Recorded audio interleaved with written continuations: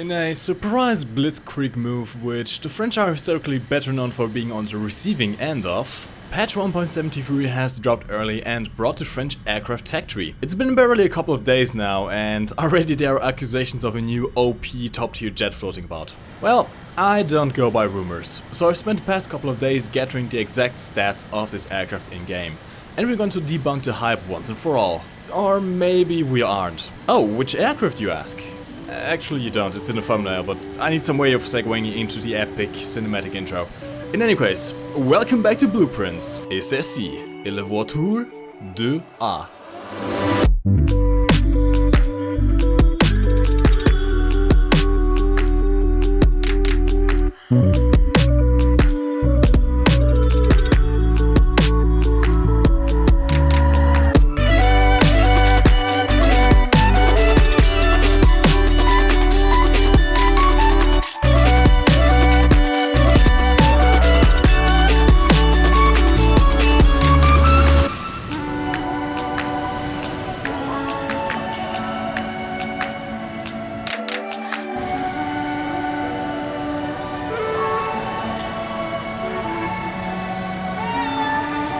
This video is sponsored by the free Eagles app for Android.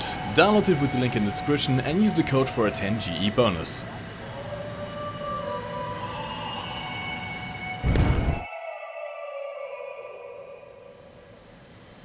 First things first, I want to get some things out of the way right away. For one, I'm not going to call it a proper French name, because I suck at French. Instead I'll be calling it the Vulture from here on out, because that's literally what the name translates to. Secondly, this video is going to be mostly based on flight stats rather than my own personal performance with it. Mainly because I suck in it. Although I know exactly why, and I'm going to mention it later on in the video. The point is, every pilot is different, and I can guarantee you there are some people out there that can absolutely make this bird sing. The cold hard stats, however, they don't lie. And finally, you can go ahead and dislike this video right now, because I can already hear you angrily typing. On one side, I'm going to have people absolutely furious with me for making this video because they don't want more people to abuse it. And on the other side, there are going to be angry people yelling at me because they don't want it to get exposed and nerfed so that they can continue clubbing in it. In either case, informing is my job, and it works. The Vulture is a French Tier 5 twin-engine jet bomber. We have two variants in the game. The Vulture 2B, which is a dedicated two-seater bomber with a bombardier crammed into the transparent nose, a bomb sight and no guns. And the Vulture 2A, the ground attack variant, which ditches the poor bombardier and loses the bomb sight for 4 30mm cannons and a whopping 19 different ordnance choices, with the heaviest of them having a payload of over 6,900 kilograms. At first glance, there are some obvious comparisons to be made with the British Hunter F1. You've got the same burst mass on the cannons. In fact, the Defo cannons fire the exact same ammunition as the Hunter's Aiden cannons do. The top speed on the stat card is very similar, and even the aircraft itself shares some resemblance in how it looks. But really, that is just skimming the surface. The similarities to the Hunter go much deeper than that. And for that purpose, we're going to compare the Hunter and the Vulture directly, stat for stat, both fully upgraded. Fat bottom girls, you make the rockin' world go round. Let's start off with some of the basic characteristics. The Vulture's engine is quite similar to the Hunter's, if not slightly better. Each one of them puts out 3,360 kilograms of force, putting the total thrust level at just over double the Hunter's. And it needs that.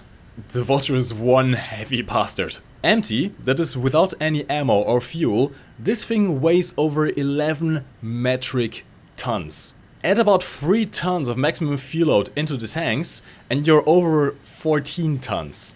Add the maximum bomb load and you're at over 21 metric tons. The Hunter weighs about as much as a paper plane in comparison. Yet, despite the incredible amount of weight it carries with it, the Vulture's twin engines pull through extremely well. In fact, it has the Hunter beat in thrust to weight ratio, if ever so slightly.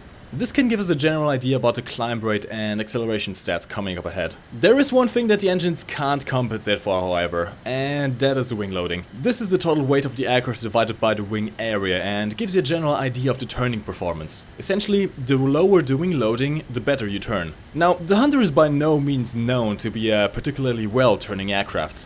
So even it has you beat by miles, you know you're doing something wrong. This thing is a damn lorry, and it flies like one too.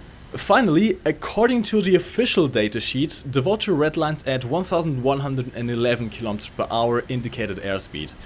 But I haven't really managed to ever get up to those speeds, so I wouldn't worry too much about it. In any case, you've got air brakes and you will need to use them anyways if you're going to go for dive bombing. This thing has a nasty compression issue when you approach top speeds. Gotta go fast. Gotta go fast. For transparency, I just want to leave a note here.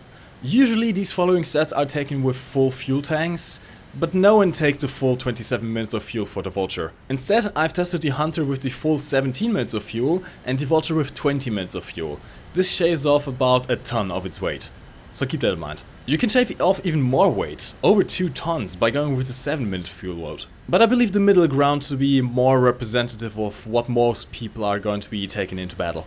Right, with that out of the way, is the Vulture the new speed king? Not quite. It isn't too far off of the Hunter in terms of top speed at all altitudes, but it is still slower. By extension, it's also slower than the CL13 and the MiG-17, probably also slower than the Sabre F2, although I believe it's faster than the MiG-15. I don't have the stats at hand right now, but I've done a comparison of top tier jets before, and the stats should still mostly hold true. So if you want to compare the Vulture to the other top tier jets, you can find those stats in that video. In any case, despite the top speed being technically slower, I still find myself outrunning top tier jets quite often, and this is due to the acceleration. Remember the thrust to weight ratio? Yeah, these engines are just ridiculous. The Vulture out-accelerates the freaking Hunter up to 1000 km per hour. No wonder you can outrun so many jets, they simply can't keep up with your acceleration. And keep in mind, this is for 20 minutes of fuel. With 7 minutes of fuel, it becomes even more bonkers. And this is supposed to be a bomber. One more thing, kind of something random in the middle here. The Vulture has some interesting quirks and features. Most notably, the landing gear consists of 4 contact points, with these little training wheels mounted into the engine housing. It's really weird but cool at the same time. Also, the air brakes are absolutely massive, and I've noticed they help you slow down quite a lot. So for the first time ever, I did an air brake deceleration test as well. And these are the results. Not only does the Vulture accelerate faster than the Hunter, it also slows down faster. These are some really good air brakes, and they can be extremely useful in a dive to get your nose up and avoid crashing into the ground, or to make someone overshoot, or even just to land. Speaking of landing, despite looking like it can engine land like the ME262, it can't. For some reason, even at reasonably low speeds, your wings just pop off on touchdown and leave you unable to repair. It's going to be tough landing this thing when you get your gear shut out. Although I've seen our local Britman, Squire, being able to land this thing on the 3 remaining wheels after losing his nose gear.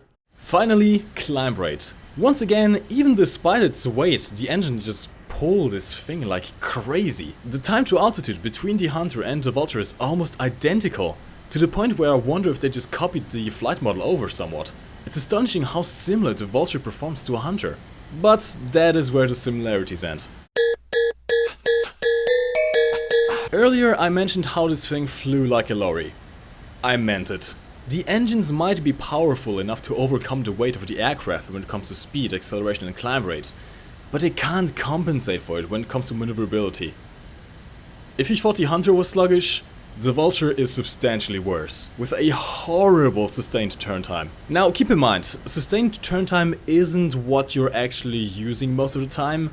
Ideally you'd want something like G-forces at different speeds, but there's no real point to it. This thing simply won't outturn anything. I did throw in some maximum G values for good measure though. The Vulture can at best pull 7G, whilst the Hunter can pull over 10G. To note here is actually that the Vulture doesn't rip its wings off, no matter how hard you pull, whereas the Hunter can definitely pull its wings off after 11G.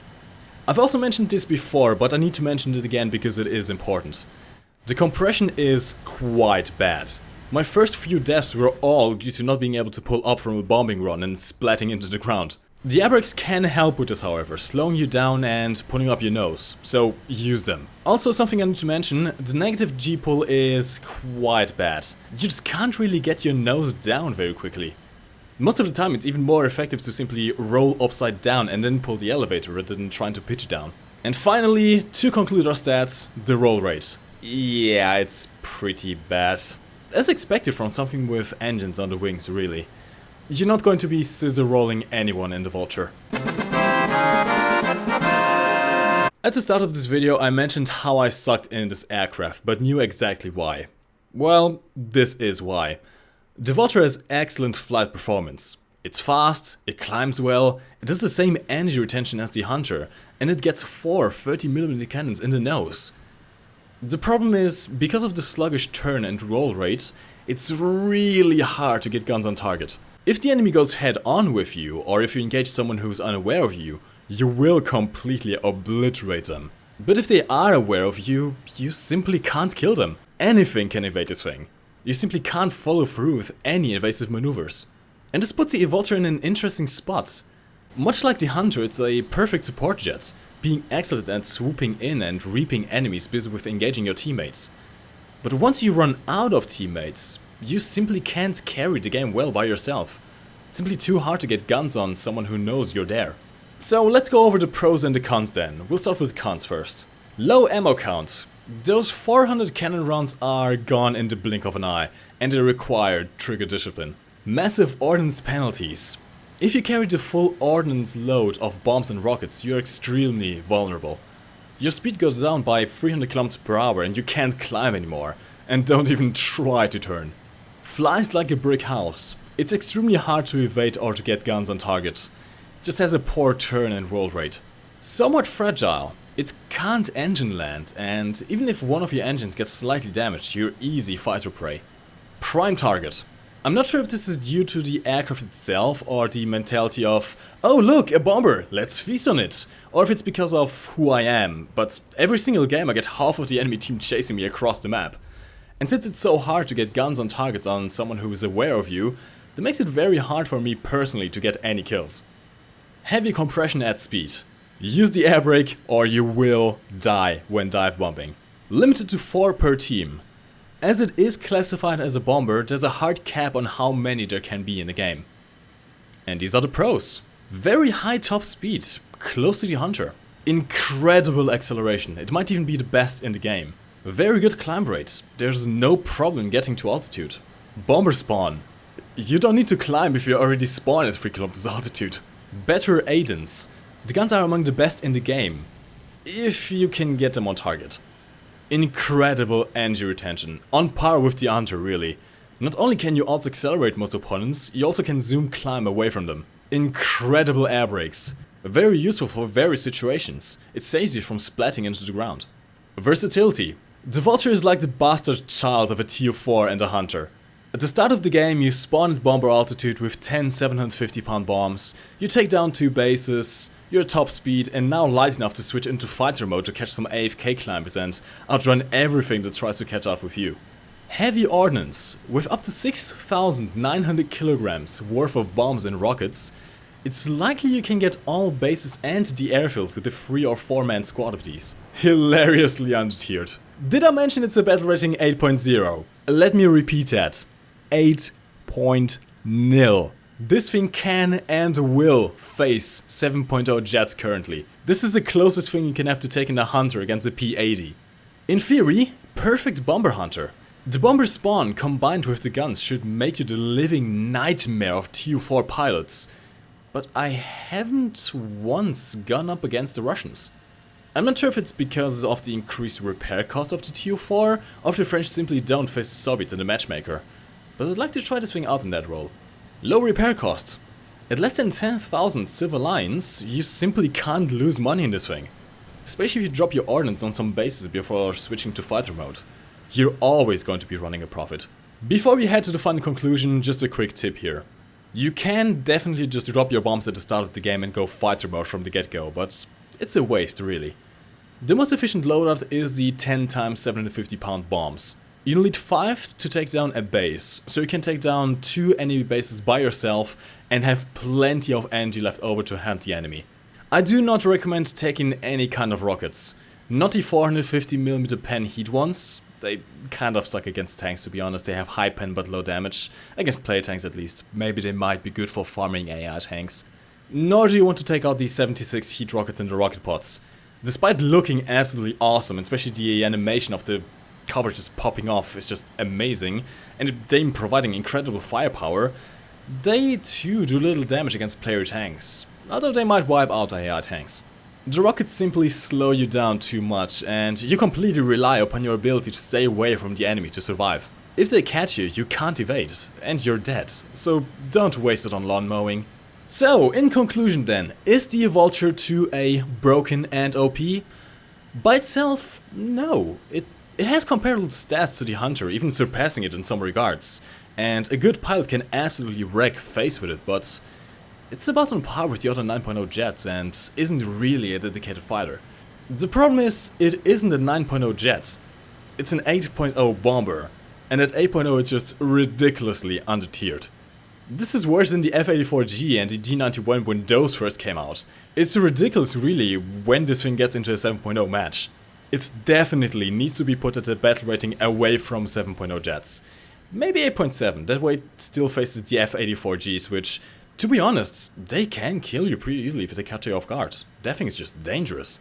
So yeah, definitely expect this thing to get nerfed sometime in the future, especially once more people catch a wind of this. I hope they don't mess with the flight model itself. I do actually really quite like it, it's just fun to fly. Or even the repair costs. Let's have something that runs a profit. But instead just put it at 9.0, that works. But in any case, this shall conclude this stat review. I do hope you guys learned something new, because this has taken days to make.